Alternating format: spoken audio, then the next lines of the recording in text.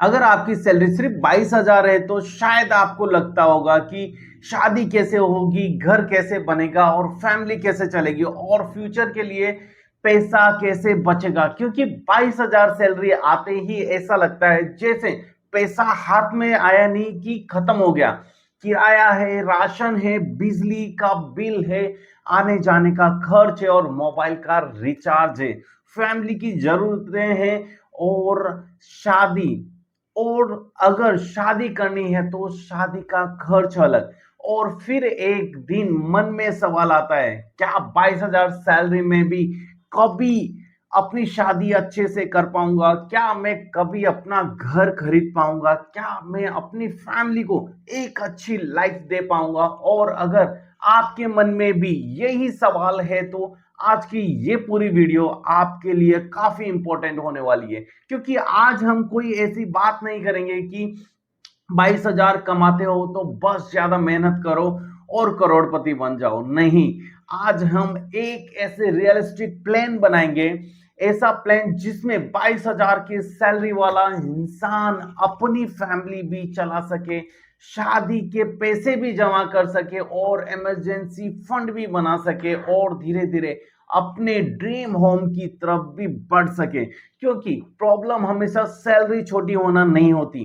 कई बार प्रॉब्लम ये होती है कि हमें पता ही नहीं होता कि छोटी सैलरी को सही तरीके से मैनेज कैसे करना होता है। मान लीजिए आपकी सैलरी 22,000 है। सबसे पहले आपको यह समझना होगा कि आपकी पूरी सैलरी आपकी स्पेंडिंग मनी नहीं होती है। 22,000 का मतलब ये नहीं कि 22,000 खर्च करने के लिए है। इसका एक हिस्सा आज के लिए है, एक हिस्सा आने वाले कल के लिए और एक हिस्सा आपके बड़े ड्रीम्स के लिए है। अगर आप पूरी सैलरी आज में खर्च कर दोगे तो आपका फ्यूचर हमेशा किसी और की मदद पर डिपेंड रहेगा। इसलिए पहला रूल, सैलरी आते ही पहले सेविंग्स निकालो, बाद में स्पेंडिंग करो।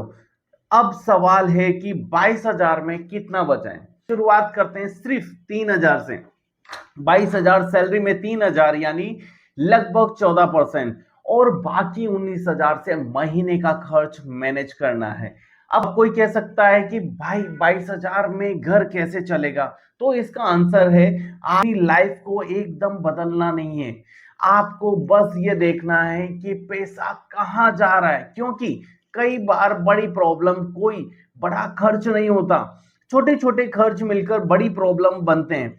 50 यहाँ, 100 वहां, ऑनलाइन फूड, अननेसेसरी शॉपिंग्स, बार बार बाहर की चाय, रैंडम सब्सक्रिप्शंस और हर महीने कोई छोटा गैजेट।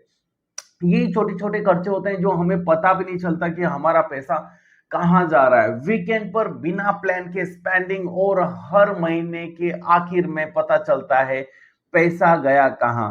इसलिए सबसे पहले 30 दिन तक हर खर्च लिखिए, आदत डालिए। ये देखा होगा आपने अपने पेरेंट्स को, वो अपने खर्चे लिखते थे, हमें भी बनाने होंगे रूल्स। एक छोटी नोटबुक में या फोन में बस लिखते जाइए, चाहे 20 रुपए का खर्च किया होना हो या 2,000 का खर्च क्यों ना हो। क्योंकि जब तक आपको पता नहीं होगा कि आपका पैसा कहां जा रहा है, तब तक आप पैसा बचा नहीं सकते। अब मान लेते हैं कि 22,000 सैलरी है और आप 3,000 हर महीने सेव करते हैं। अब इस 3,000 को भी सिर्फ बैंक अकाउंट में पड़ा नहीं रहने देना है अपने को, इसे 3 गोल्स में डिवाइड करना है। पहला, जो सबसे पहला हिस्सा है वो हमारा बनेगा इमरजेंसी फंड, दूसरा वेडिंग फंड और तीसरा हमारा ड्रीम होम फंड। राइट। अब शुरुआत में तीनों बराबर पैसा डालना जरूरी नहीं है, क्योंकि अगर आपके पास इमरजेंसी फंड ही नहीं है तो एक छोटी सी प्रॉब्लम आपकी सारी वेडिंग प्लानिंग्स खत्म कर सकती है, आपकी सारी सेविंग्स खत्म कर सकती है। मान लीजिए आपने शादी के लिए 50,000 जमा कर लिए, लेकिन अचानक घर में कोई बड़ा खर्च आ गया। अब आपके पास में दो ऑप्शन होंगे, या तो शादी का पैसा निकालो या लोन लो, और दोनों ही सिचुएशंस में आपकी प्लानिंग खराब कर सकती है। इसीलिए सबसे पहले एक छोटा इमरजेंसी फंड बनाना बहुत जरूरी है हमें। आपका पहला टारगेट होना चाहिए सिर्फ और सिर्फ 10,000 का। अब कई सारे लोग बोलेंगे कि 10,000 से होगा ही क्या, बहुत कुछ होता है, आप समझिए 10,000 सुनने में छोटा अमाउंट लग सकता है, लेकिन 22,000 सैलरी वाले इंसान के लिए ये बहुत बड़ा कॉन्फिडेंस देता है, क्योंकि अचानक 3,000 का खर्च, मेडिकल खर्च आ जाए, घर में कोई रिपेयर आ जाए, या जॉब कहीं ज्वाइनिंग होनी है उसमें डिले हो जाए, कोई जरूरी पेमेंट आ जाए, तो आपको तुरंत किसी से पैसा मांगने की जरूरत नहीं पड़ेगी। जब 10,000 कंप्लीट हो जाए, फिर इस इमरजेंसी फंड्स को धीरे धीरे करके इसे 25,000 तक लेके जाएं।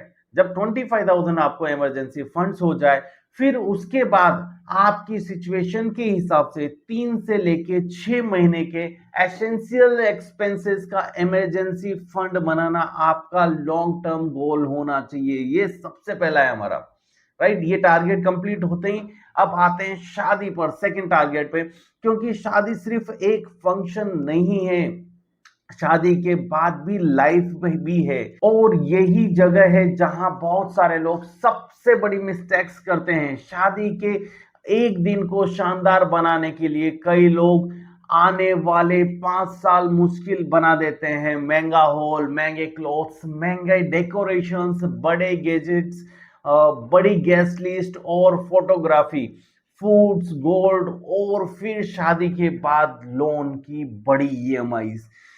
जिस शादी में कुछ होना था वही शादी अगले कई साल तक टेंशन बन जाती है।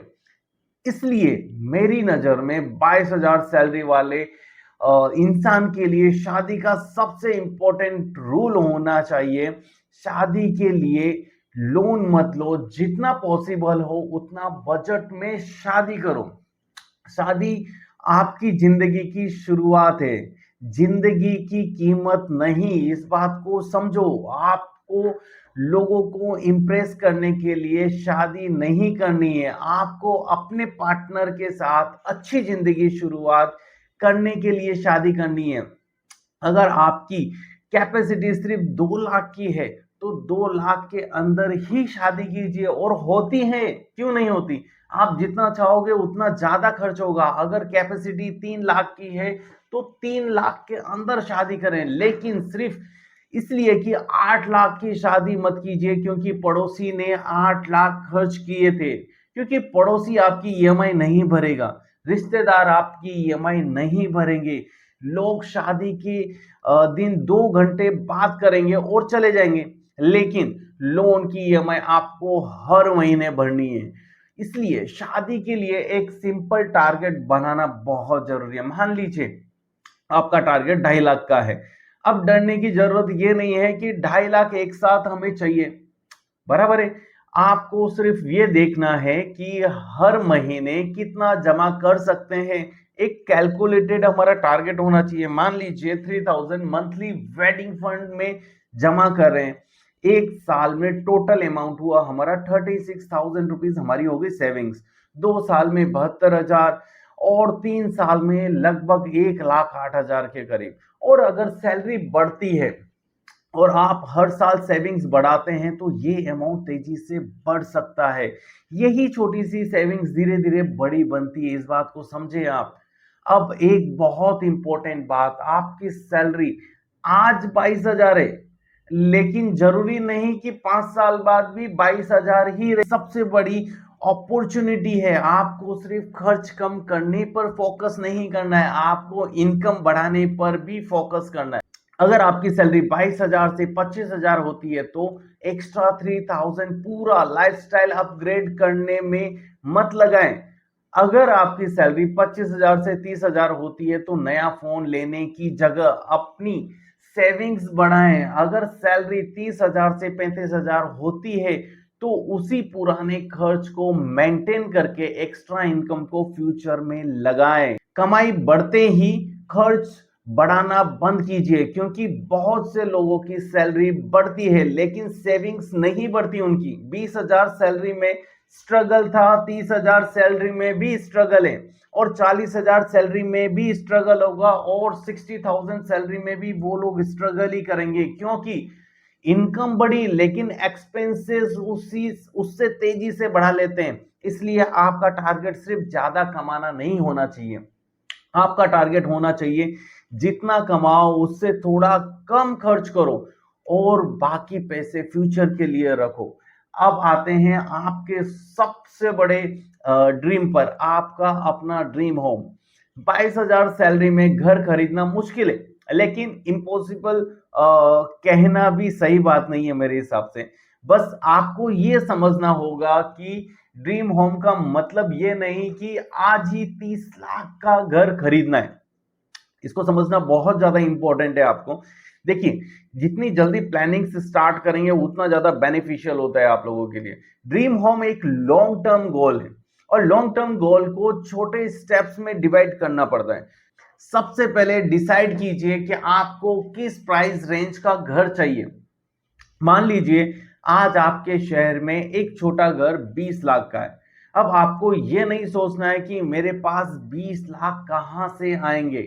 आपको ये सोचना है कि मैं डाउन पेमेंट के लिए कितना पैसा जमा कर सकता हूं। होम लोन लेने पर भी आपको कुछ पैसा अपनी तरफ से डाउन पेमेंट करना होता है और सिर्फ डाउन पेमेंट ही नहीं, रजिस्ट्रेशंस कई बार आपको अलग से करना होता है, स्टैम्प ड्यूटी और बेसिक फर्नीचर्स जो आप शिफ्टिंग करेंगे उसके लिए, शिफ्टिंग के लिए कुछ पैसा लगेगा, घर की छोटी मोटी जरूरतों के लिए, इन सब के लिए भी पैसा चाहिए। इसलिए घर खरीदने का टारगेट सिर्फ प्रॉपर्टी प्राइस नहीं है, ये बात समझ के चलिए। फिर बाद में पूरा बजट बिगड़ जाता है।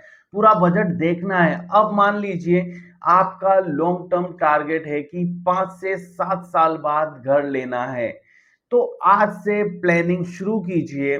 22,000 सैलरी में अगर आप शुरुआत में 3,000 सेव करते हैं तो जैसे जैसे इनकम बढ़े इस सेविंग को बढ़ाते जाइए। ध्यान दीजिए इस बात पर।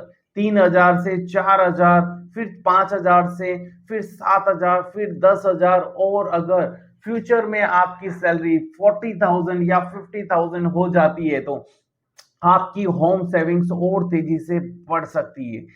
यही रीजन है कि आज की सैलरी देखकर अपने पूरे फ्यूचर का फैसला नहीं करना चाहिए। आज 22,000 है, कल 30,000 हो सकती है, परसों 40,000 हो सकती है, लेकिन एक चीज आज से शुरू होनी चाहिए, वो है प्लानिंग।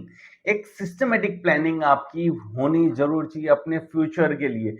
अब एक रियलिस्टिक एग्जांपल लेते हैं जिससे आपको समझ में आ जाएगा हमें क्या चीज और कैसे करनी है। मान लीजिए आपकी सैलरी 22,000 है और आपके एसेंशियल एक्सपेंसेस 15,000 है। आप 2,000 इमरजेंसी फंड में डालते हैं और 2,000 वेडिंग फंड में और 1,000 होम लोन फंड में और 2,000 बाकी पर्सनल या अनएक्सपेक्टेड खर्च के लिए रखते हैं। अब ये परफेक्ट फॉर्मूला नहीं है, पर हर इंसान की फैमिली और सिचुएशंस अलग अलग होती हैं, लेकिन आइडिया समझिए। आपको एक ही महीने में सब कुछ नहीं करना है। आपको अपने गोल्स को साथ लेकर चलना होता है। जितना बड़ा आपका गोल होगा उतना ही बड़ा टारगेट रखना होगा आपको, उतने ही फंड्स उसके लिए चाहिए। पहले इमरजेंसी फंड्स मजबूत करना है, फिर वेडिंग फंड को प्रायोरिटी देना है अगर शादी पास है, और होम लोन फंड को लॉन्ग टर्म चलाना है। अगर शादी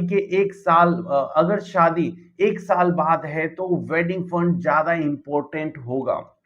अगर शादी 5 साल बाद है तो आप ज्यादा बैलेंस कर सकते हैं। यानी फाइनेंशियल प्लानिंग कोई फिक्स्ड फॉर्मूला नहीं है, ये आपकी लाइफ के हिसाब से बदलता है। जितना जल्दी प्लानिंग होगी उतनी ही अच्छी प्लानिंग कर पाएंगे फ्यूचर के लिए। अब एक और बड़ी मिस्टेक से बचना है, क्रेडिट कार्ड और पर्सनल लोन्स। अगर 22,000 सैलरी है और आप शादी के लिए पर्सनल लोन ले लेते हैं तो शादी के बाद आपकी सैलरी का एक बड़ा हिस्सा ईएमआई में चला जाएगा।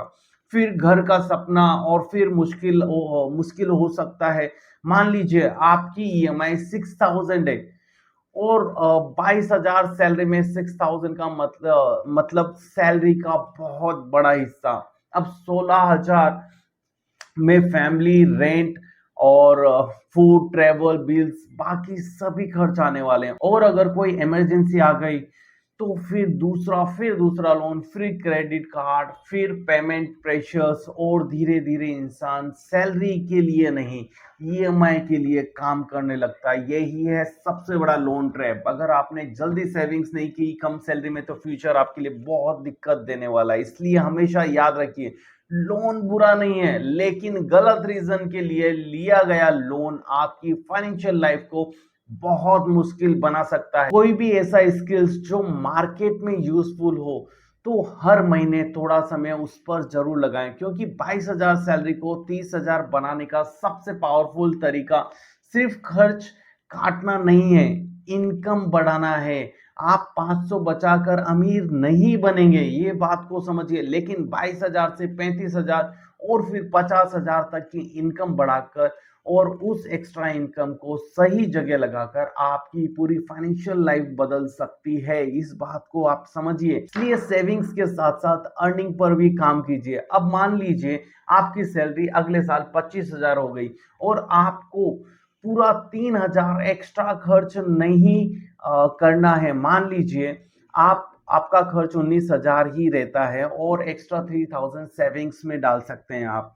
आपकी अब आपकी मंथली सेविंग्स 3,000 से बढ़कर 6,000 हो गई है, और यही डिफरेंस 5 साल में बहुत बड़ा हो सकता है। इसलिए सैलरी बढ़ने पर सबसे पहले लाइफस्टाइल नहीं बढ़ाना चाहिए, सेविंग रेट बढ़ाना चाहिए।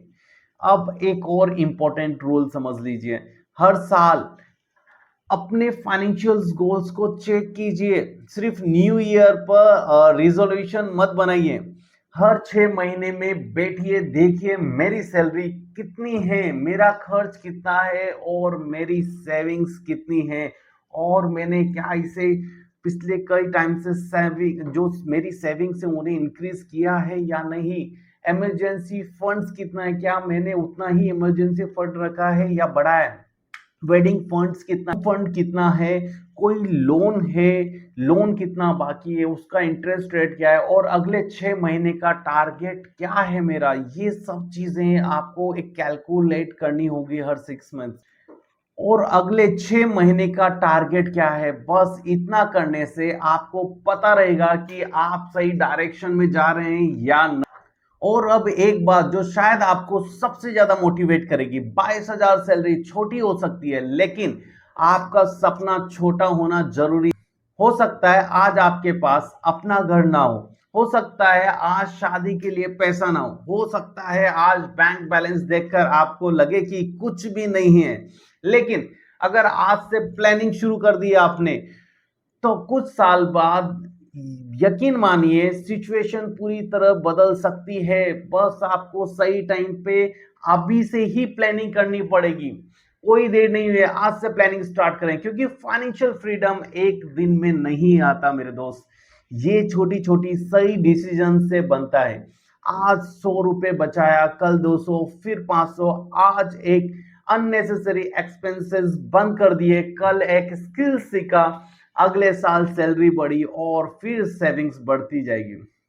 और धीरे धीरे वही इंसान जो कभी 22,000 सैलरी में फ्यूचर को लेकर डरता था, और डरता था कि मेरी सारी प्लानिंग्स कैसे होंगी फ्यूचर को लेकर, एक दिन अपने घर की कीज हाथ में लेकर खड़ा हो सकता है। लेकिन इसके लिए एक चीज चाहिए, सबसे इंपॉर्टेंट, पेशेंस।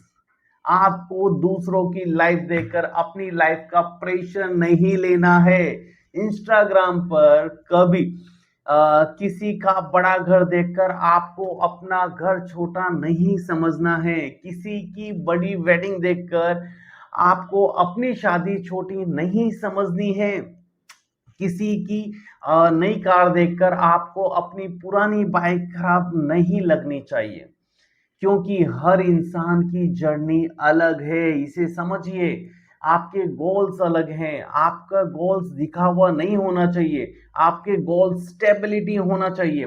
ऐसी लाइफ जहां महीने के आखिर में डर ना लगे, ऐसी लाइफ जहां इमरजेंसी आए तो आप टूटे नहीं, ऐसी शादी जहां शादी के बाद भी आपके पास पैसा बचे, ऐसा घर जिसे खरीदने के बाद आपकी पूरी सैलरी ईएमआई में ना चली जाए, और ऐसी फैमिली लाइफ जहां पैसा आपकी खुशी को कंट्रोल ना करे।